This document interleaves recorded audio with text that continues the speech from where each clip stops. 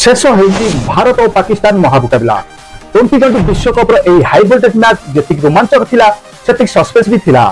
शेष बॉल पर्यंत जाइथिला मुकाबला आ लो स्कोरिंग मुकाबला पाकिस्तान को चक्का दे बाजी मारी नहीं रोहित बाहिनी 120 रन विजय को पिछा करुवा पाकिस्तान निश्चित विजय को पराजय बदलाई देथिला। आ मैच पर पड़िया कांति पकाई पाकिस्तान क्रिकेटर। भारत और पाकिस्तान मैच देखा उत्कंठार सहित अपेक्षा कर रही उभय दलर प्रशंसक। आ गतकाली मैच भी पैसा असुल मैच थिला।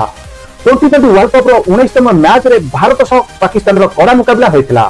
यह न्यूयॉर्क रे खेला जाइथिला। शेष पर्यंत भी संघर्ष कर परास्त होइथिला पाकिस्तान।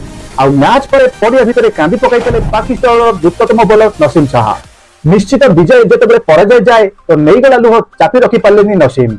मैच शेष होगा पर से कांदी कांदी पैविलियन को फेरुथिबार वीडियो एबे सोशल मीडिया रे वायरल होबार लागिछि। तो मैच रो सारांश किछि एपरि थिला। टॉस जीति प्रथमे बोलिंग निष्पत्ति